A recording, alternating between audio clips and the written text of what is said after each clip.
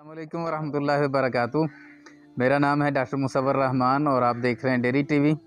ये जो आपको हीफर्स बछड़ियाँ नज़र आ रही हैं, इनमें से ज़्यादातर जो है वो 10 महीने में, 11 महीने में, 12 महीने में जवान हुई हैं और एडल्ट या मैच्योर हुई हैं।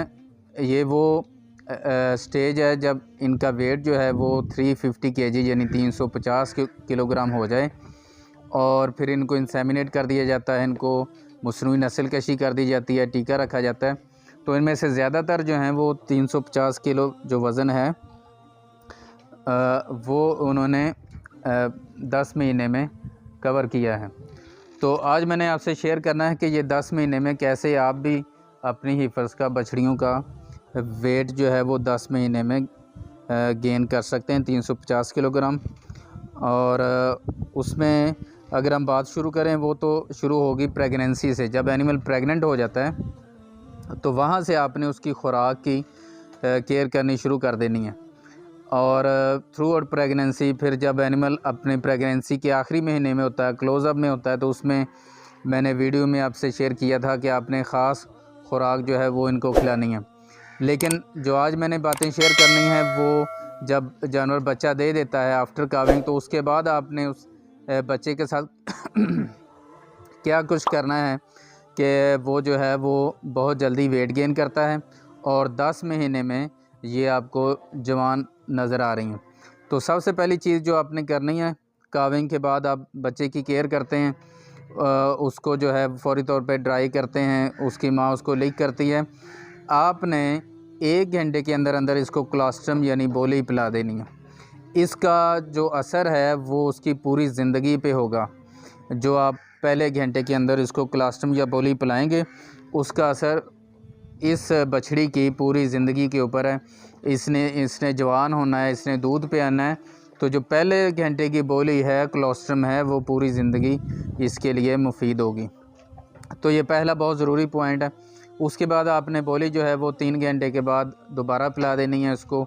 1.5 से 2 लीटर जितनी काफ जो है वो आसानी से पी ले और 3 दिन या 5 दिन आपने इसको कोलोस्ट्रम या बोली उसके जिस्मानी वज़न का 10%, मतलब अगर वज़न उसका 30 किलो है तो आपने 3 किलो रोज़ाना, अगर 40 किलो वज़न है तो 4 किलो रोज़ाना उसको कोलोस्ट्रम यानी बोली पिलाते रहना है और आप उसको 2 से 3 टाइम पे तकसीम करके पिलाएंगे।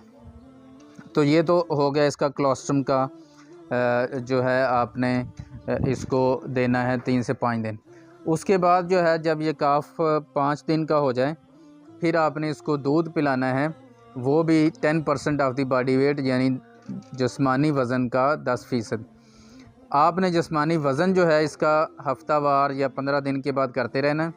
बेहतर तो ये है कि आप वीकली यानी हफ्तावार वज़न करते रहें और आपको अंदाज़ा होता रहे कि ये जो बछड़ियाँ हैं इनका कितना वज़न हो गया और अब इसके साथ साथ आपने उनका दूध बढ़ाते रहना है। तो 90 दिन तक ये आपने इनको दूध पिलाना है। अब उसमें आप जो मिल्क रिप्लेसर है वो भी इस्तेमाल कर सकते हैं किसी हद तक, वो भी मार्केट में दस्तयाब है।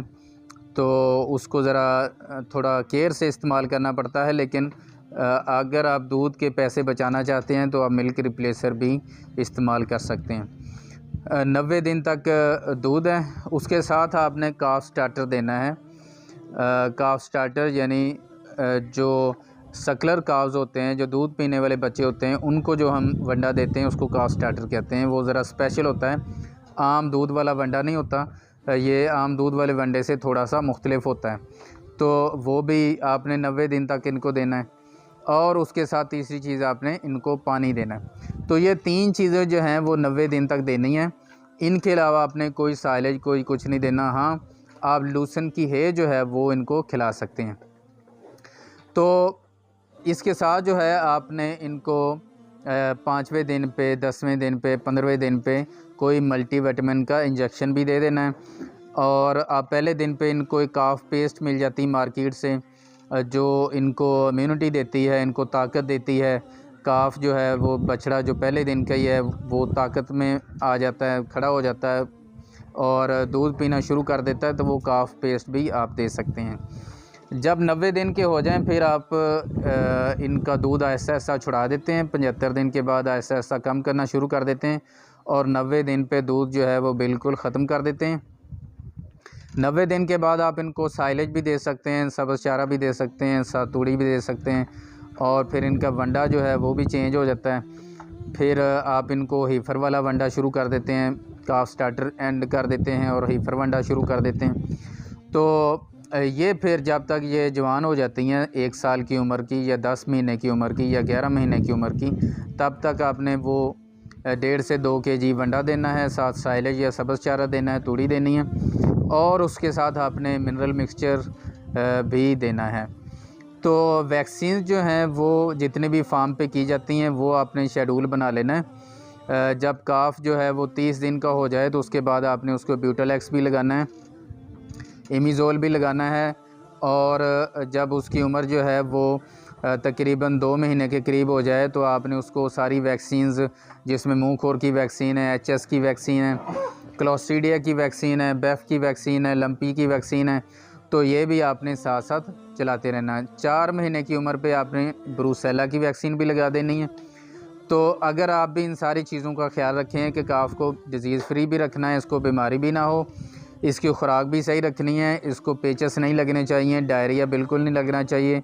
उसके लिए ज़रूरी है कि आपका जो दूध है वो ताज़ा हो, उसका टेम्परेचर जो है वो 37 डिग्री सेंटीग्रेड हो।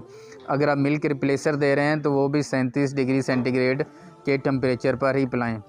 तो डायरिया से अगर आपने बचा लिया और उनकी डिज़ीज़ से बचा लिया और ख़ुराक के पे तवज्जो दी तो इंशाल्लाह आपकी जो हीफर्स हैं, आपकी बछड़ियाँ हैं, वो भी 10 महीने में 350 किलो वज़न गेन कर लेंगी और 350 किलो वज़न पे आप इनको टीका रख सकते हैं, इंसेमिनेशन कर सकते हैं। तो ये आज का सेशन बड़ा इम्पोर्टेंट था, इसको इम्प्लीमेंट करें अपने फार्म पे, अपने दोस्तों से शेयर करें ताकि जो है वो फार्मर अपनी प्रैक्टिसेस को दिन ब दिन बेहतर से बेहतर कर सकें। अल्लाह हाफ़िज़।